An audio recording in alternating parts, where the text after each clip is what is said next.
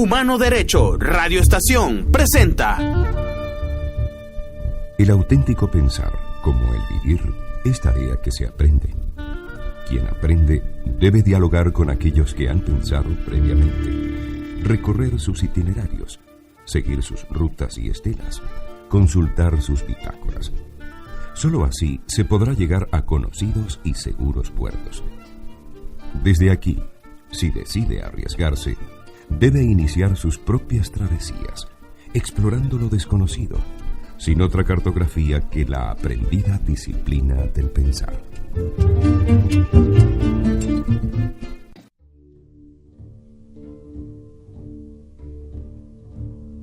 Yelitza Rivero y Alfredo Bayota les damos la bienvenida a estas travesías del pensar que realizamos todas las semanas desde Humano Derecho Radio Estación con el auspicio de la Fundación Filosofía en la Ciudad. El texto que nos identifica y resume el objetivo de estas travesías lo hemos tomado del extinto Dr. Ernesto Maíz Vallenilla, a quien le agradecemos que nos haya permitido usar el título de uno de sus libros, editado por Monte Ávila, como nombre del programa. El doctor Ernesto Maíz Vallenilla, fundador de la Universidad Simón Bolívar, es reconocido internacionalmente como el filósofo venezolano más destacado del siglo XX. Hay personajes de la historia de la filosofía que, además de sus méritos como pensadores, alcanzan fama y renombre por razones y circunstancias especiales, a veces felices y otras desgraciadas. Uno de ellos es Giordano Bruno, cuya muerte es símbolo de persecución, ya que fue quemado en 1600 por la Inquisición.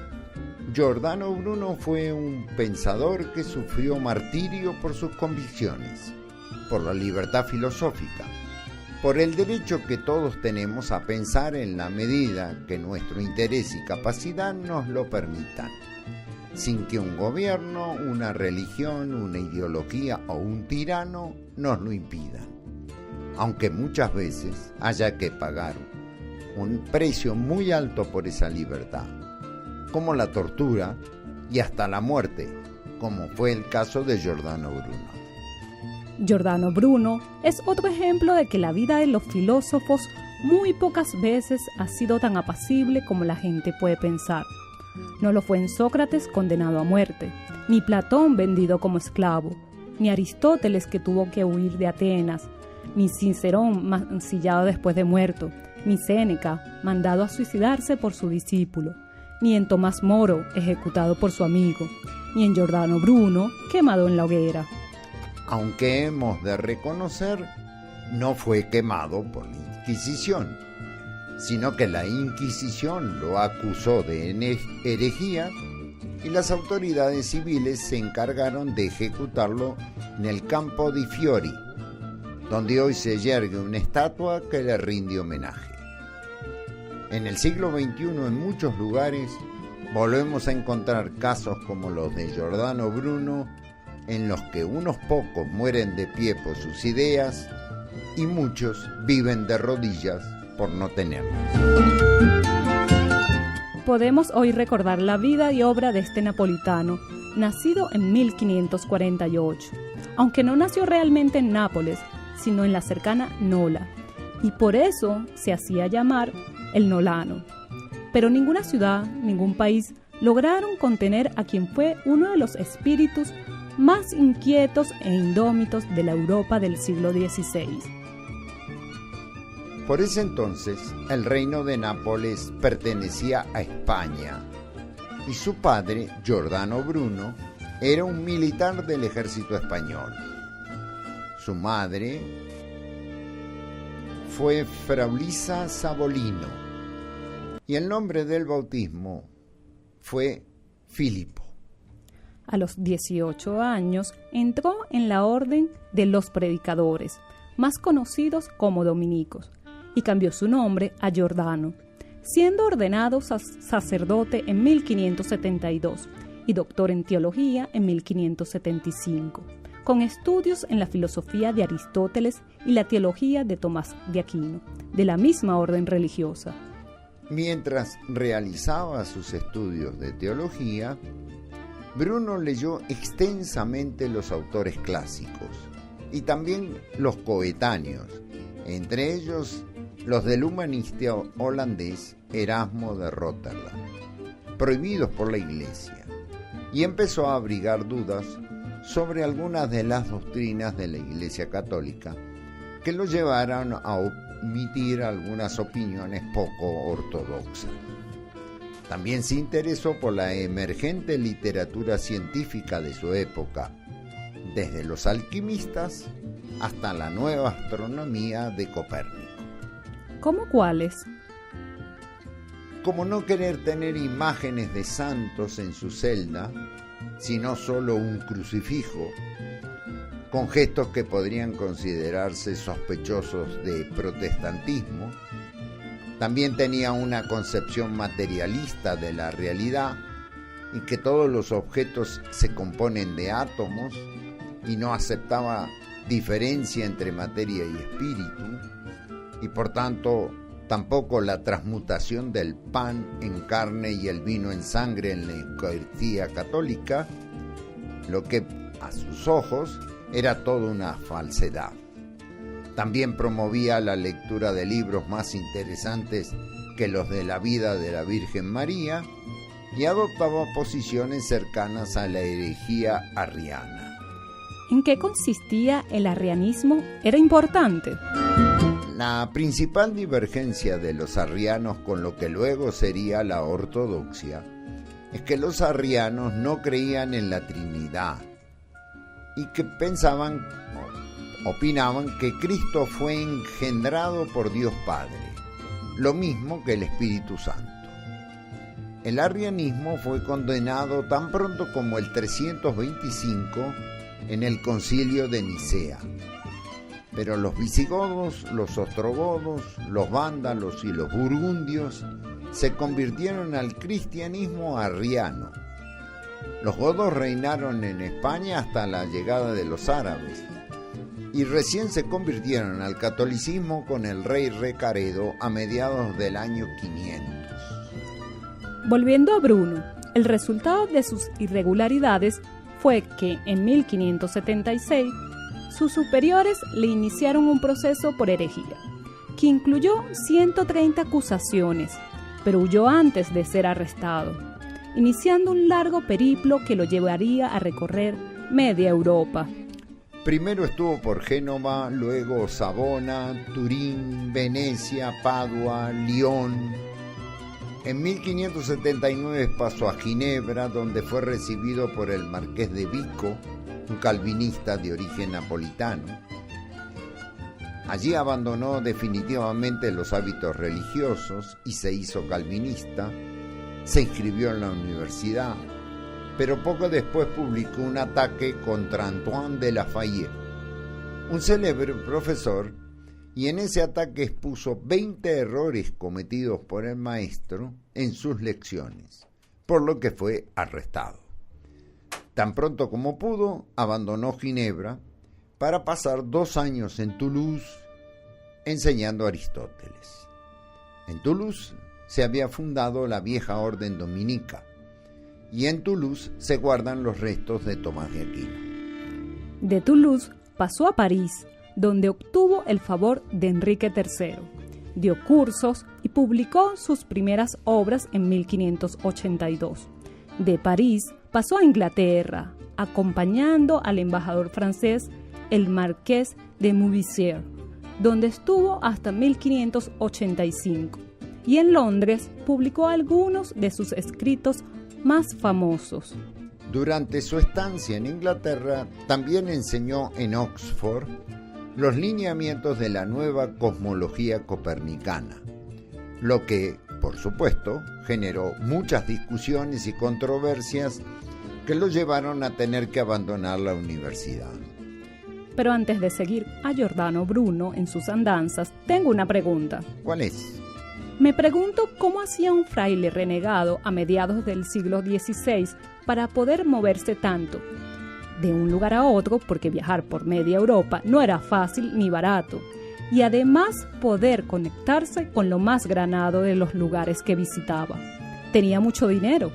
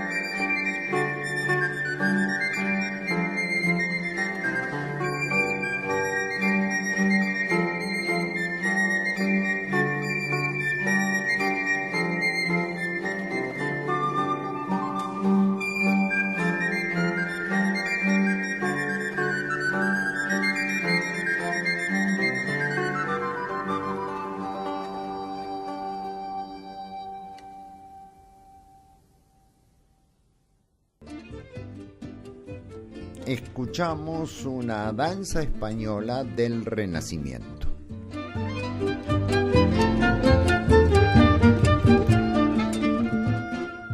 Para responder a su pregunta de cómo hacía Bruno para viajar, Giordano era un joven inteligente, instruido, talentoso, y la gente se acerca a los talentosos para aprender.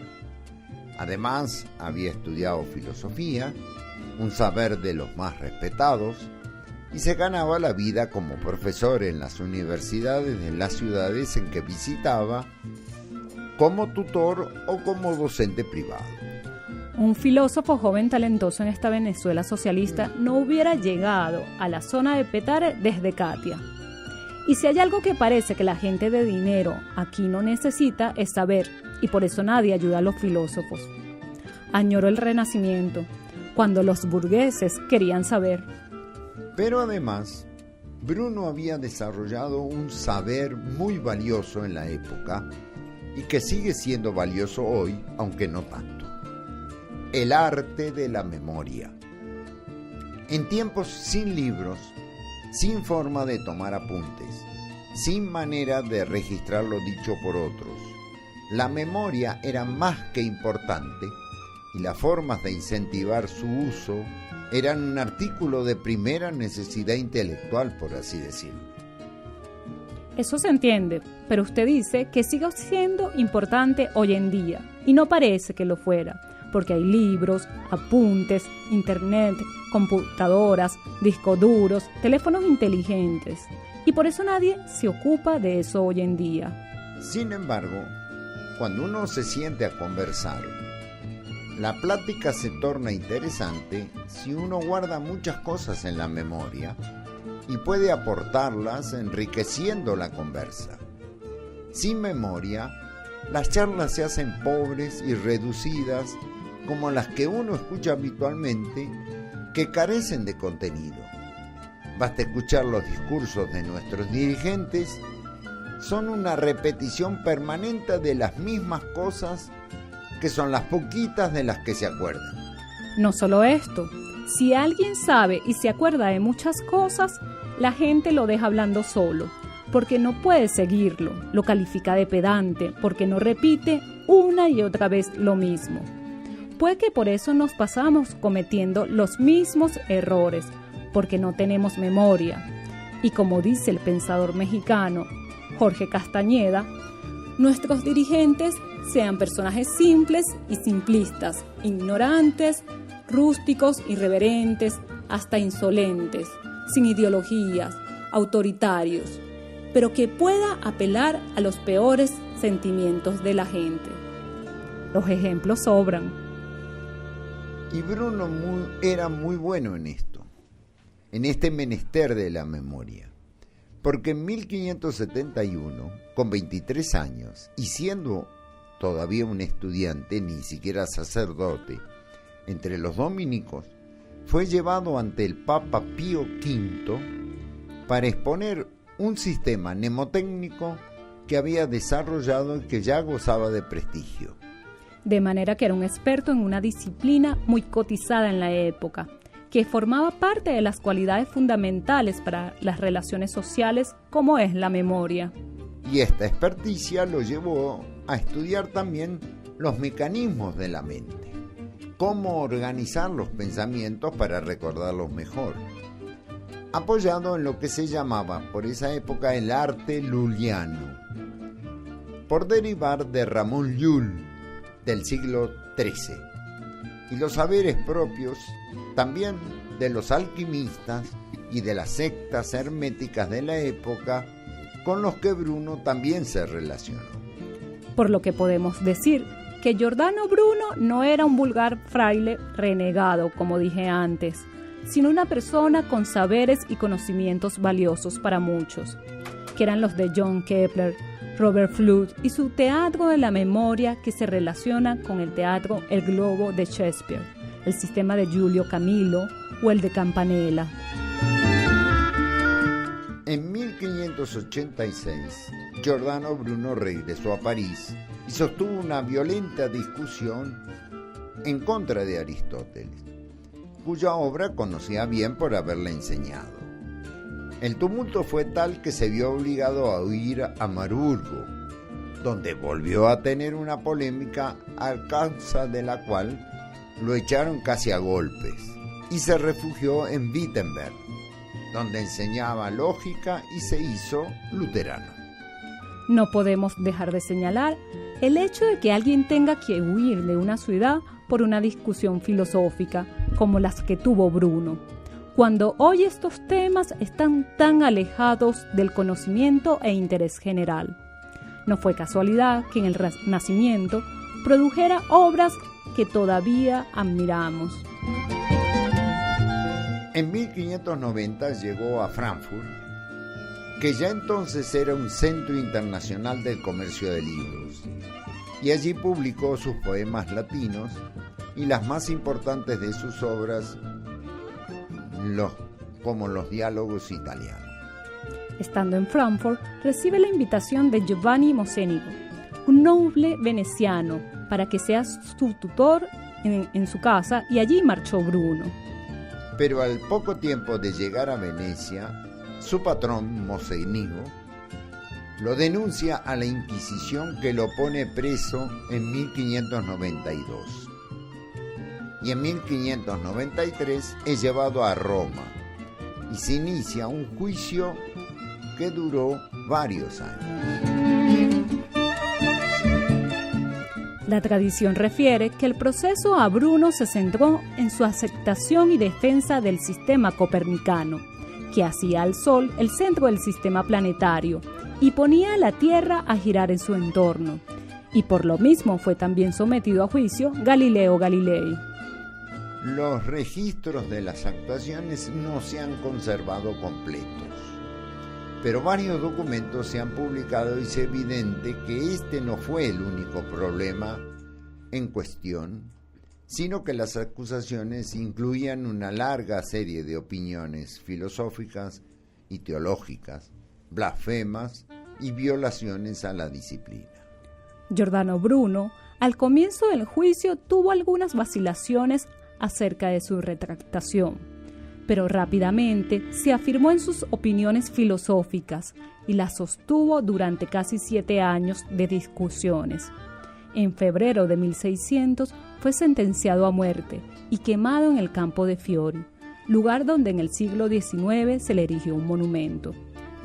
El encargado de dirigir el proceso inquisitorial contra Giordano Bruno fue Roberto Bellarmino, el mismo que dirigió el proceso contra Galileo Galilei. Bellarmino fue un docto y prominente miembro de la Compañía de Jesús, cardenal e inquisidor en la época de la Contrarreforma, que defendió la fe y la doctrina católica y durante y después de la Reforma Protestante. Lo llamaron el martillo de los herejes. Ocupó varias delicadas posiciones en la curia romana en calidad de consultor como teólogo y controversista. Pío XI lo beatificó en 1923, lo canonizó en 1930 y en 1931 fue declarado doctor de la Iglesia. El espantoso fin de Bruno sacudió, y con razón, a todos sus contemporáneos y a la posteridad, porque ya no eran tiempos de cerrazón medieval. La conducta de Bruno durante los años de proceso merece nuestro mayor respeto y sin duda que contrapesa sus muchas y patentes debilidades humanas. La idea de que una persona sea castigada y perseguida y apresada, torturada y ejecutada por sostener opiniones contrarias a las autoridades políticas, religiosas o de cualquier tipo, era ya por entonces intolerable para cualquiera que tomara en serio la dignidad y la libertad humana, aunque no dejara de suceder cuando se estaba dando la revolución de una nueva clase social, la burguesía, que asomaba con fuerza.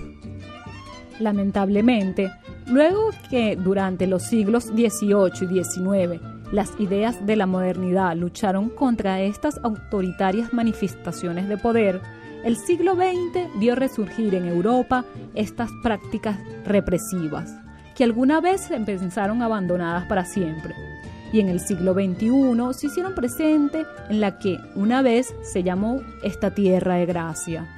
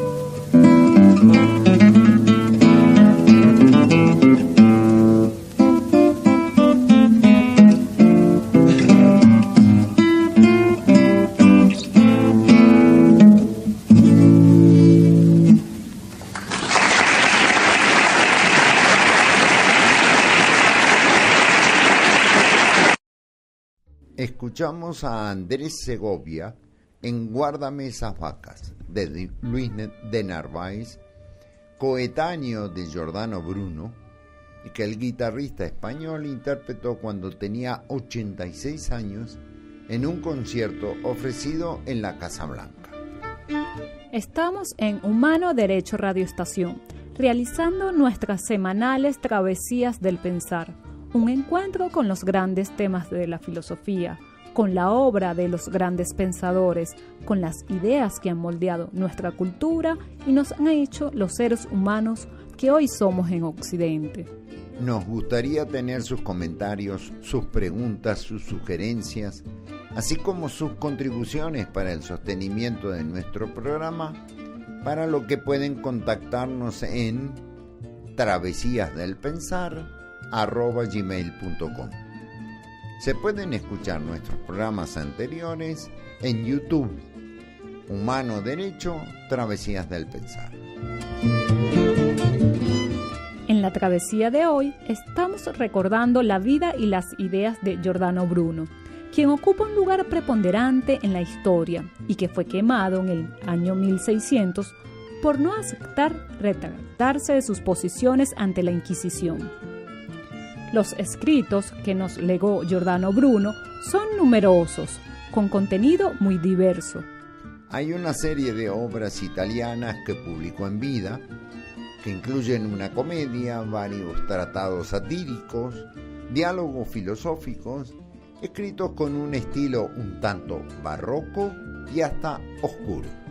A esto se suman sus obras latinas, más numerosas, algunas de las cuales recién se publicaron en el siglo XIX, que comprenden varios poemas, obras de matemáticas, magia, el arte de la memoria y el llamado arte luliano.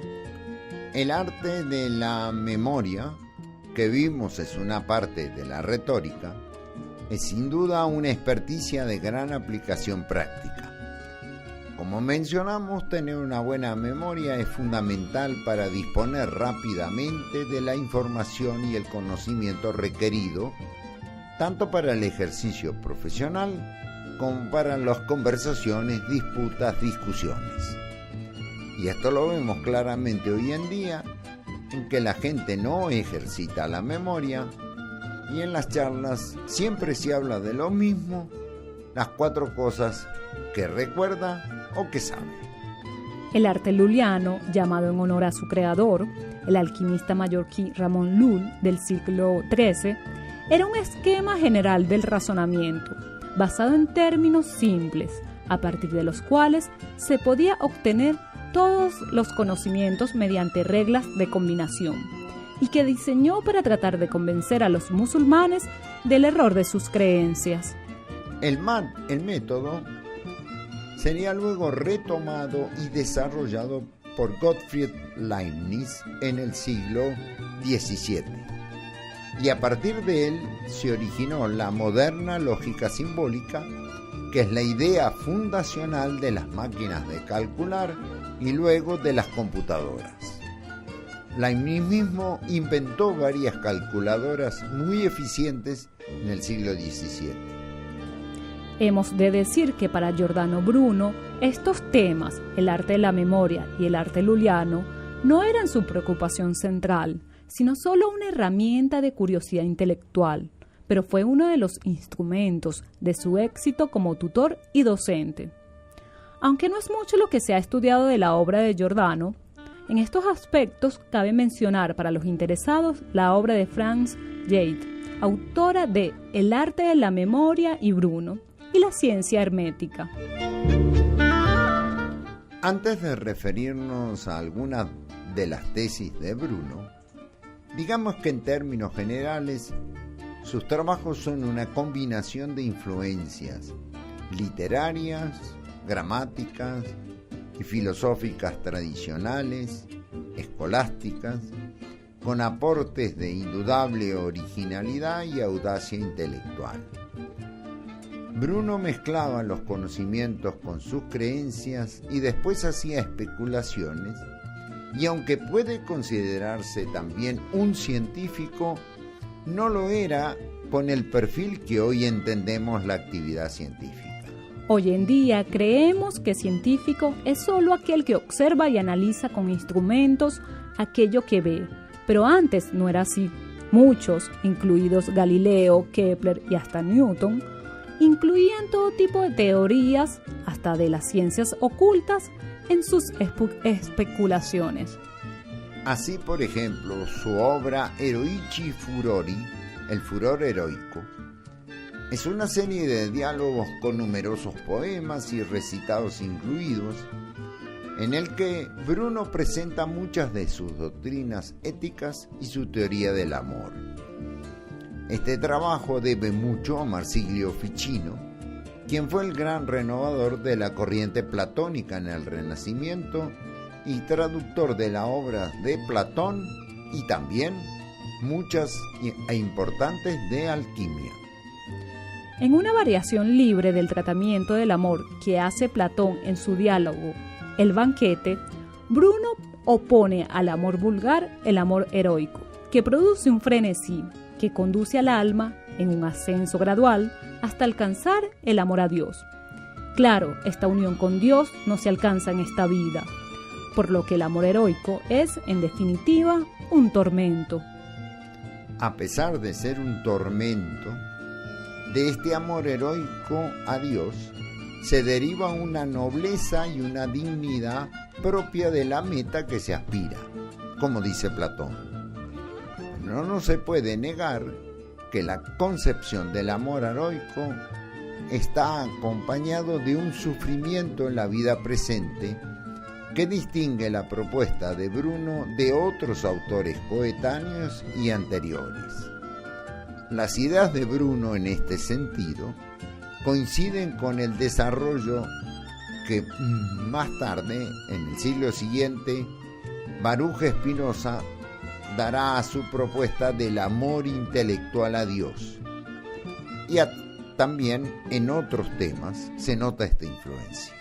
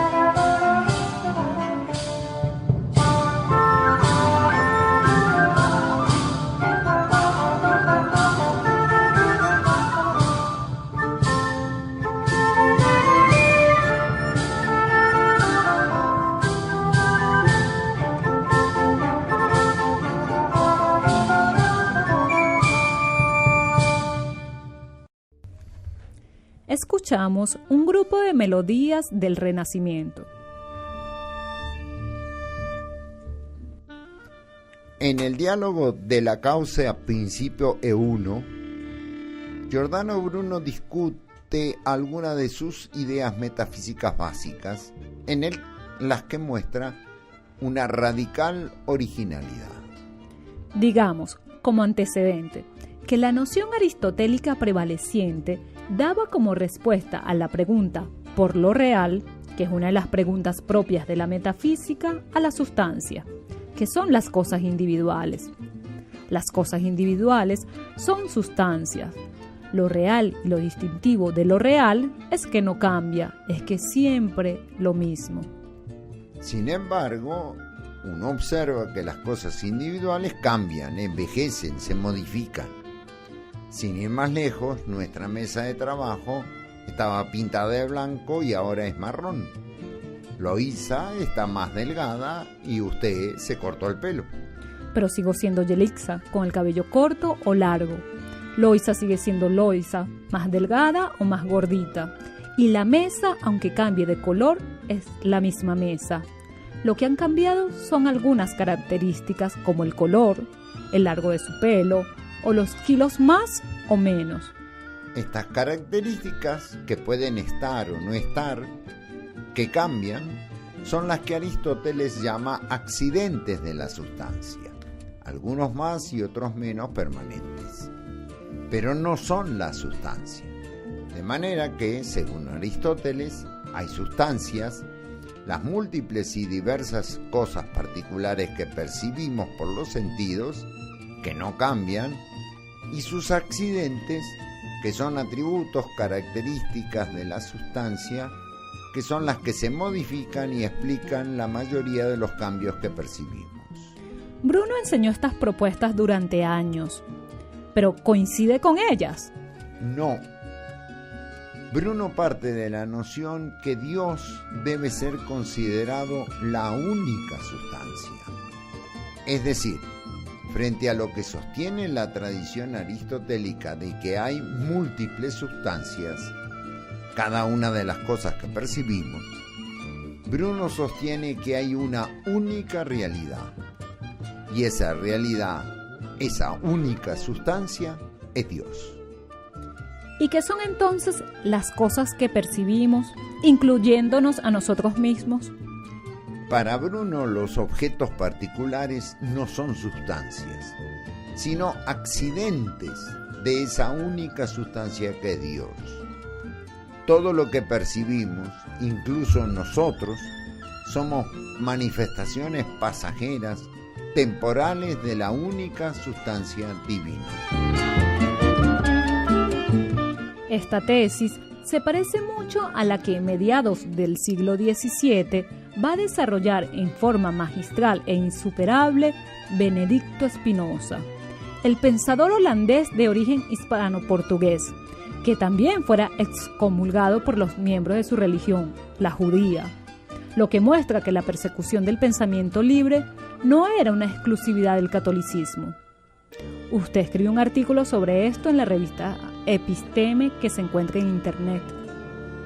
A pesar de que se ha insistido que Spinoza recogió algunas de las ideas de Giordano Bruno, no hay prueba tangible de que el holandés conociera la obra del malogrado italiano, aunque las similitudes son más que evidentes. Los dos convergen en una suerte de panteísmo, es decir, afirman que todo es Dios, en tanto que Dios es la única sustancia que existe. De manera que para Bruno, el universo es la única sustancia, verdadera e infinita, de la que todas las cosas particulares son meros accidentes y están sujetas a destrucción, mientras que el universo, como un todo, es eterno, es imagen de Dios, es Dios. Si todas las cosas que existen son accidentes de la única sustancia que es Dios, Bruno sostiene que para conocer a Dios hemos de conocer sus manifestaciones, su imagen, que es la naturaleza. Bruno toma las 4 causas aristotélicas que hemos tratado en alguna otra travesía, y que son la material, la formal, la eficiente y la final, y las divide en 2 grupos. A la causa material, de lo que está hecho algo, y a la causa formal, aquello que hace que algo sea lo que es, no las considera causas propiamente dichas, porque son intrínsecos al efecto y los llama principios. De manera que las únicas que restan son la causa eficiente, el operario, el agente, y la final, la meta que se persigue. La causa eficiente de los cambios en la naturaleza es, para Bruno, el alma del universo, que contiene todos los modelos, formas y especies. Por su parte, la causa final no es otra que la propia perfección de la naturaleza. Y esto es en buena medida cómo se entiende hoy la causalidad humana. No menos interesante y también históricamente significativa es la concepción del universo físico que tenía Bruno, que expone en su diálogo de Infinito Universo e Mondi. Como anticipamos, Bruno abraza el sistema copernicano y podemos decir que es el primero que le da una significación filosófica, pero va más allá y en este sentido su propuesta es, al decir de Pascal, terrorífica, espantosa. Frente a la concepción aristotélica, que sostenía un mundo finito, cerrado, de esferas encerradas una dentro de otras, en donde se disponían ordenada y jerárquicamente los astros, tal como se pueden ver en los grabados medievales y renacentistas, Bruno va a ser uno de los grandes defensores de la infinitud de un universo abierto, en contraste con los innumerables mundos finitos que hay en él. Y a diferencia de Copérnico, Bruno no considera al Sol centro del universo, sino que en el universo hay infinitos mundos. Digamos que la noción de universo infinito no está en la propuesta de Copérnico, sino que Bruno la toma de Lucrecio, el epicureísta latino del siglo I antes de nuestra era, autor del famoso De la naturaleza de las cosas, cuya mejor traducción al castellano la hiciera nuestro Lisandro Alvarado. Con Bruno se alineaba en la defensa de la infinitud del universo Torms, Dix y Patrici, y sostenían un vacío infinito rodeaba al nuestro universo. Por supuesto que esta infinitud del universo no puede ser percibida por los sentidos, por lo que Bruno se incluye entre los filósofos especulativos, como Demócrito y Epicuro, que habían propuesto los átomos, que sostenían la prioridad de la razón de lo pensado sobre lo percibido por los sentidos, porque los átomos tampoco pueden ser percibidos por los sentidos ni el universo como un todo. Por supuesto que este universo infinito se corresponde con un Dios infinito, del cual es imagen, y antecedentes de esta posición se encuentra en Nicolás de Cusa. Puesto que el universo es imagen de Dios y Dios es infinito, el universo también debe serlo. Como dice en su obra La Cena de las Cenizas, el mundo es el efecto infinito de una causa infinita. El universo que propone Bruno se acerca a la manera en que lo concebimos nosotros. No se trata ya de esferas rígidas, cada una de las cuales contenía a los planetas y estrellas, sino que los astros se mueven libremente en un espacio infinito. Y la Tierra no es una excepción, y es un astro más que se mueve en ese espacio, en el que todo está en movimiento, sentando así una formulación del principio de inercia que lanzará Galileo y consolidará Newton como principio de la nueva física. Para Bruno, lo único que está en reposo es el universo como un todo. Con exultación, Bruno dice en De Causa, con una expresión muy hermosa: podemos afirmar que el universo es todo centro, o que el centro del universo está en todas partes, y la circunferencia en ninguna. Con esto significaba, como había anticipado Nicolás de Cusa, que no tenía sentido hablar del centro del universo, ni de un arriba, ni de un abajo, ni de dirección absoluta alguna, como sostenía Aristóteles. Esta infinitud, que para Bruno señalaba el alcance de la infinita libertad del hombre, era la ruptura de las cadenas que lo habían atado a la tierra y que, rotas, le permitirían volar a los espacios infinitos. Pero usted dijo que esta noción para la gente de su tiempo, en palabras de Pascal, era espantosa, aterrorizante, pero hoy es la que tenemos. Ese terror que despertó en Pascal lo describe mejor que nosotros la palabra de Jorge Luis Borges cuando dice: los hombres se sintieron perdidos en el espacio y en el tiempo. En el tiempo, porque si el futuro y el pasado son infinitos, no habrá realmente un cuándo.